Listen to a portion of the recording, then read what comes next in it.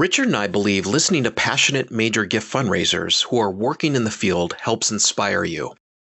In this podcast, Richard and I interview Christine Tesmer, a major gift officer at Colorado Public Radio, who tells her story of coming from a sales background to becoming a major gift fundraiser. She tells us what makes her successful with donors and how she balances work-life issues when major gift fundraising can be so life-consuming. Listening to Christine's story will definitely make you a better fundraiser.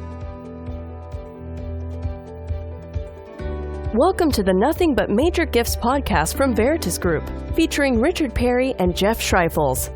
Twice a month, we bring you the latest and best thinking about major gift fundraising, so you can develop authentic relationships with your major donors. Here are your hosts, Richard and Jeff. Hi, welcome to Nothing But Major Gifts podcast. I'm Jeff Schreifels. And I'm Richard Perry. And we are really glad you've joined us today because we have a great guest today. I think everyone's going to enjoy this because we actually have a real major gift officer. A real one. Because if people just listen to us talk, they'd say, well, what do they know about anything? I mean, they're not actually in the field, but of course we've had some experience. We've been down that path. But it's always good to hear from somebody that's actually out doing it. Yeah, because they can inspire us and inspire you that are listening to do better work out there. So let me introduce to you Christine Tesmer. She is the Senior Leadership Giving Officer. That's a big title here. Yeah, well, we should talk to her about that. Yeah. Senior Leadership Giving Officer with Colorado Public Radio. And Christine, welcome to the Nothing But Major Gifts podcast. Thanks, guys. I'm so excited to be here. Yeah. So tell us, what you're doing every day in Colorado. Yeah. So at Colorado Public Radio, we have a major gift department. Minor detail, they do consider a major gift at CPR a $10,000 and above. Mm-hmm. I work with about 150 nice individuals who think classical music and news and information and independent rock and roll is amazing.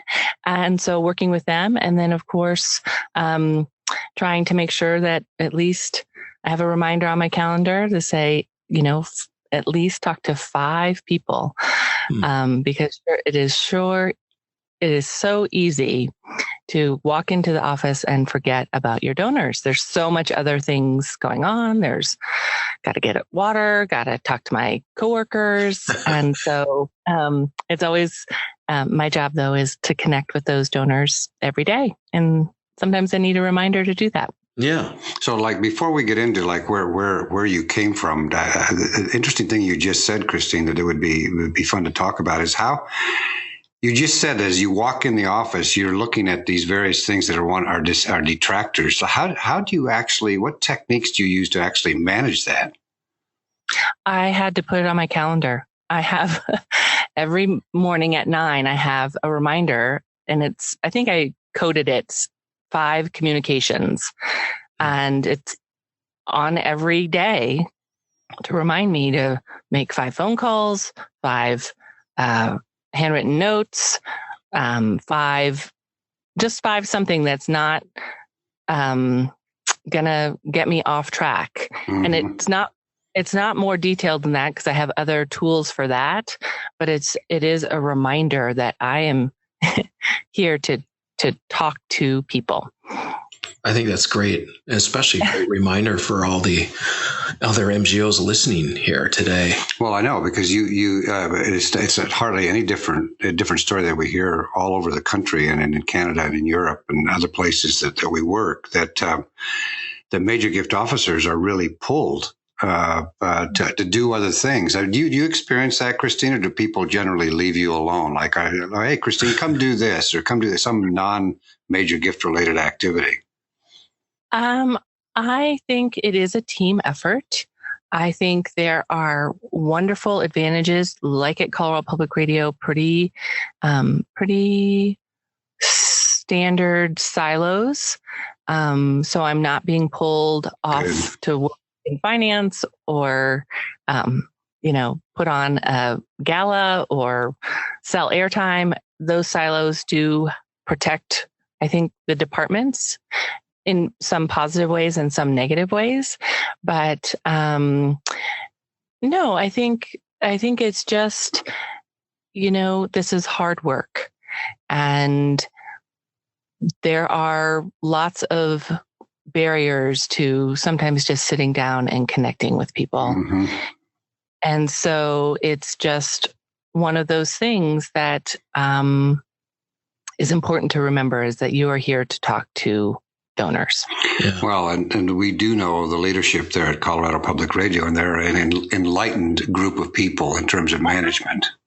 I would agree. They understand that, when you hire somebody like Christine, you need to let her do her job and stay on it. Yeah. You've got a great background. You actually came up through sales and then transitioned into the major gift side. And I'd love for you to talk about that transition, what you learned and what transferred well into your position as a major gift officer, because we've had a lot of people out there do that particular thing, move from sales into major gifts, or we've had CEOs and development directors ask us, what would make a good major gift officer? And many times we say, hey, you should look outside the nonprofit space even and look for people who are in sales as really potentially good major gift officers. So talk about that journey of yours. Sure. So I would say I had been working in what we call underwriting, which is a weird word, but in public radio, that means radio sales. Very typical, 100 calls, 20 contacts, 5 meetings, 2 or 3 sales. Really fixed process. And I think the one skill that has helped me the most from that sales is not only understanding process versus luck, but the other thing is the ability for reading nonverbal skills, matching communication styles. So you might be sitting across the table from a business owner who's very analytical, and you must understand that you have got to cut to the chase. Mm-hmm. There's no more chit chat about vacation and kids and the weather. And so being able to read that person verbally and non-verbally is really important. I would also say understanding that sales cycle, that there is a cycle to fundraising and major donor work. And so again, that process versus luck is really important. And there are hundreds of sales processes. I don't mean to say that it has to be just one, but just understanding that there's a process, that it's a skill. And I think that is really helpful. So that's translated over into major gifts. Like, can you bridge that over into say, like, well, how's that? Yeah, how's that helped over on the other side? Well, so when you meet with a donor, same thing. If they are all about that financial pie chart, boy, you better be able to read that quickly and not talk about vacation and kids. Mm-hmm. That might come later. That might come at the end of the conversation. I think when you have to be a good listener, the same kind of, listening to verbal cues, so that when a donor starts to backpedal, that you don't keep charging forward, that you assess and take a deep breath or sip of water and say, gosh, I feel like we've gotten off track here. Can you tell me more? Mm-hmm. So, being able just to read the room, read people, understand sometimes you're in front of a couple. And so being aware of their nonverbal communication to each other, so that being able to observe that. I think those are the skills, and discipline. Again, whatever your process might be in sales, being able to parse those out and decide what's going to work for major donor work. But just understanding there is a process and that having discipline to follow it. It's interesting that you say that, Christine, because that's what we're talking about all the time is there's a structure and a process and there's a system.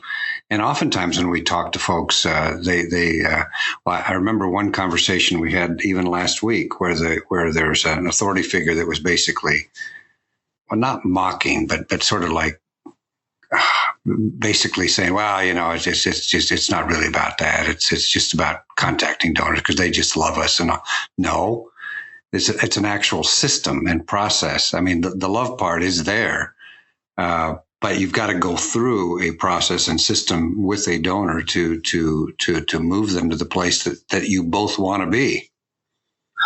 Yeah, and you would have the statistics to bear this out, you probably also would see larger gifts.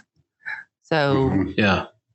Right. And it certainly is, at the end of the day, it is about fundraising and accomplishing a financial goal to fulfill your organization's mission.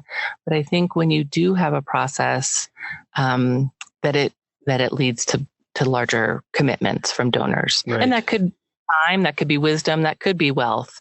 But I just think it deepens that relationship by following a process. So talk about that. How does discipline and accountability, how does that help you in your work? And how do you do it? And how do you do it? Yeah. Yeah. Well, I think no one likes surprises, right? I don't like surprises. Donors don't like surprises. And your boss especially doesn't like surprises. Mm-hmm. And so I think on the discipline side, it's just keeping donors in the loop. Some of that is very automated. For example, we have an event in April, and all of our major donors are going to be invited to that event in April. So, but in May, you got to have, what's the plan for the donor in May?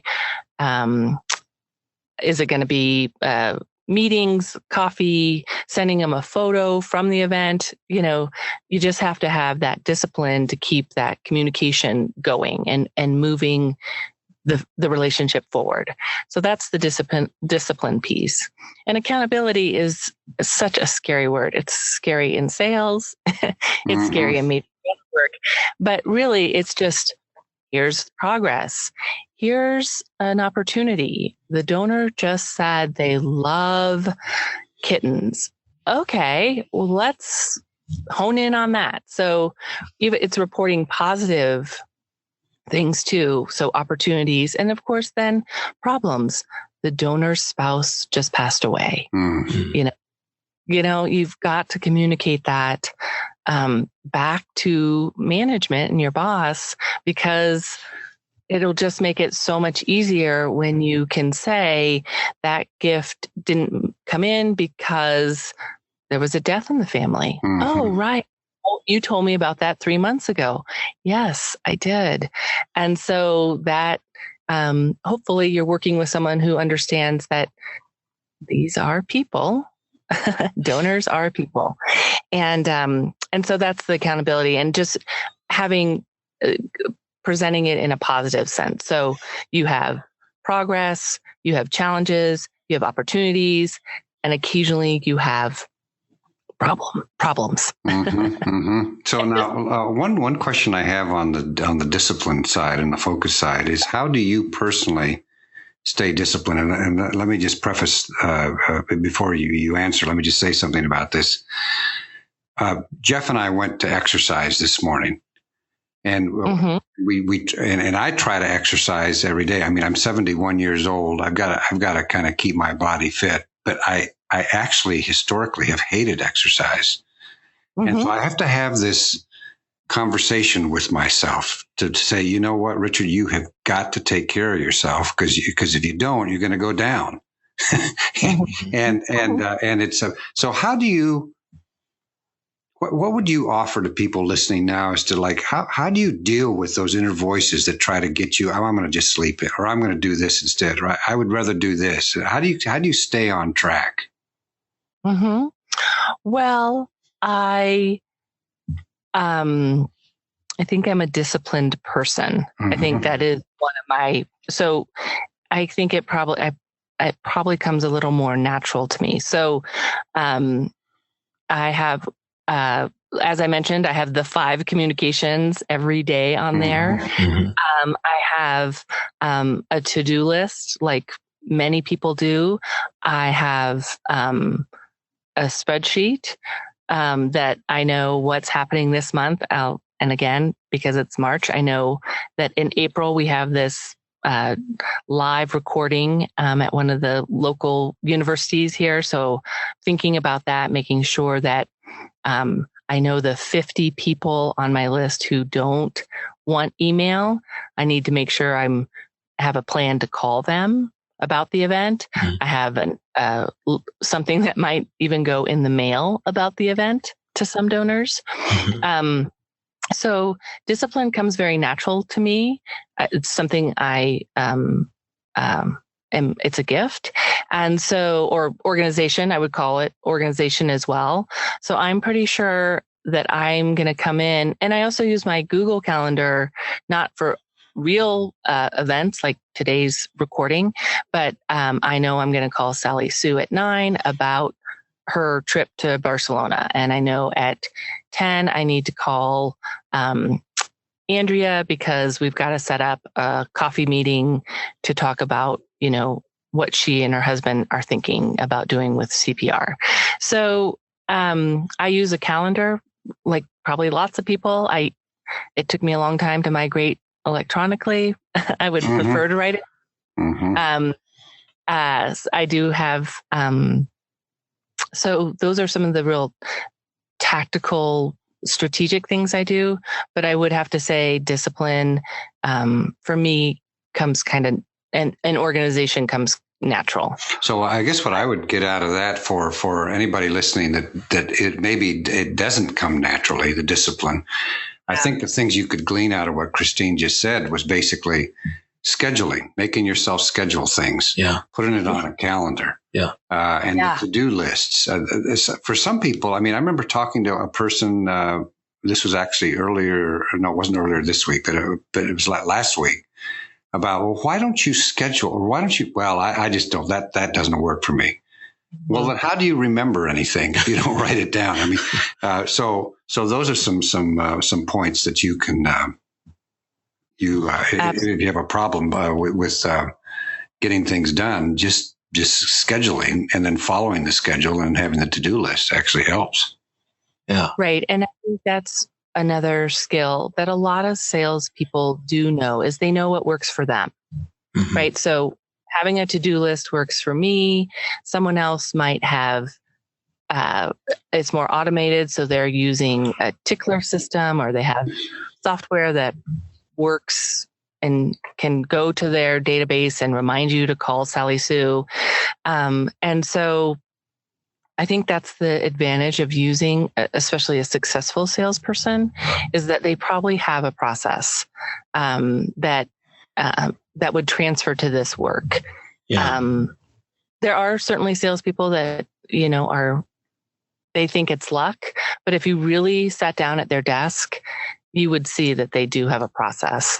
Yeah, that's a huge point, and it's a huge point for a major gift officer listening right now. This is not about luck. It really isn't. It's like in an earlier podcast, we talked about qualifying donors. That's not about luck. It's about actually systematically going through a group of donors and figuring out which ones actually want to relate, and then having a system, like you said, to contact them and to fulfill their interests and passions. Yeah. Yeah. Absolutely. Christine, I want to switch gears a little bit here. And I would ask this question before I ask it of you, of both either a man or a woman. But I want to ask, major gift work is a tough job, and it's very demanding. And I want to know, how do you have that work-life fulfillment balance? How do you make that work for you? Because there's a lot of major gift officers I've known who, they just put everything into it, and they're just working themselves. They have no personal life. They have no personal life. They get burned out quickly. And I want to know, how do you balance that yourself? Sure. Well, I have one advantage working for Colorado Public Radio, and I've talked about this before, is that, the news and the classical music and the rock and roll, very important, meaningful. I'm very passionate about it. But no one is suffering if they hear a story 3 times. Mm-hmm. Like no one is not going to see the Day of Light because they didn't hear Bach today. So I think that's one really distinct, like no one's suffering because even if there was dead air, like, which is the worst thing for a radio station. Mm-hmm. No one really is suffering from that. So I think that's one huge advantage. But the other thing personally that I have found to be very helpful is a fairly, what I would call a formal gratitude practice. They're very common out on the web. I found one that I took and sort of modified, and it's really writing down 3 things that you are thankful for, 3 people you are thankful for, and 3 things about yourself you're thankful for. And the idea is that it has to be different every day. And I do write them down on most days. And I have found that has really converted my inner critic to my inner coach, and has been really helpful in keeping that positive frame of mind, giving me the courage to go in to my boss and say, gosh, this donor isn't going to do what we thought. I usually have then, but, I've come up with something else. But I think maintaining that positive outlook, and it's not Pollyanna, right? It's not like, oh, everything's going to be great. But it really has helped, this very formal gratitude practice. And there are a million ways to do it out there. You can Google it and you'll find lots of research about gratitude, and lots of different ways to do it. I found, again, as a person who appreciates discipline and and writing, I found that it is very helpful. That's awesome. Yeah, cool. Very helpful. I wrote that down. I'm going to start doing that myself. Yeah. Yeah, that's cool. Yeah, it's really cool. And it has to be 3 different things. Yes. Yep. 3 different things, 3 different people, and 3 things about yourself. Yep. Yeah. It starts to create a gratitude loop. Yeah. It's so helpful to have a process like that. I mean, it really is. So let me ask you this. What do you think are the top qualities of a major gift officer? Sure. I would say the top qualities of a major donor, I would say you do have to like people. Mm-hmm. I think you really have to be quite curious about people. You have to be sort of willing to sort of figure people out. And again, that goes back to verbal and nonverbal. Mm-hmm. I think you have to be patient. It's a long cycle. You might be working with someone for 10 years. I mean, it can be a long process, 5 years even. And I've been doing this. I've been with the station a long time, but I've been in this department and doing this work for about 5 years. Mm-hmm. I think 5 years must be a fairly magical number, because I'm seeing that in my, again, in the bottom line, looking year over year, the growth of my donors, their gifts are getting larger. And I think there is something about that 5-year mark that must, I wonder if it's not uncommon, but, mm-hmm. So you have to be patient because it can take a long time, and donors are people. They go on vacation. Good things happen to them, bad things happen to them. And so being aware of that timing and having understanding about that timing and compassion and empathy. Mm-hmm. Yeah. And I think the good thing about discipline, and I think you alluded to this, Richard, is that it is a skill you can learn. Mm-hmm. It is whatever it is, right? It's writing it down, sending yourself a voicemail. There are many ways that you could systematize what you're doing. Yeah. And just being curious, like, what works for me? Like, I had this, if I was a salesperson and I got this big sale, I might then look back and say, what did I do? How did that work? Yep. Analyze what happened. Right. It's really good. Right. Or if you got a big gift, how, maybe they had a windfall, but probably if you really sat down and looked back at that history, you could figure out what you did and you probably could repeat it. Yeah. So people-oriented, curious, being able to figure things out, patient, empathetic, disciplined, and approaching things in a systematic fashion. That's so good. Yeah. Good stuff. Very good stuff. Hey, one last question before we have to go. And that is, if someone's in sales right now, because there's a lot of folks out there or if there's a CEO or development director that's interested in hiring someone who's been in sales, and salesperson wants to transfer to major gift officer, what advice would you give them? I think it's back to, do you like people? Mm.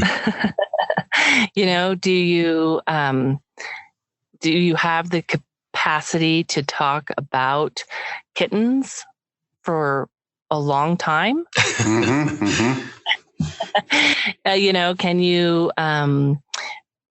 Can you sit through that kind of conversation? I think one other thing, how do you feel about toggling between like the 30,000 foot view and the 3-foot view? Mm. Can you toggle between those two aspects? Are you comfortable and can you step back and analyze your process and then move forward and then execute that process like over and over? Are you flexible? How do you feel about, you're going to be pulled off a task, you get pulled off tasks. We all do. Are you comfortable with that, that flexibility? Are you willing to,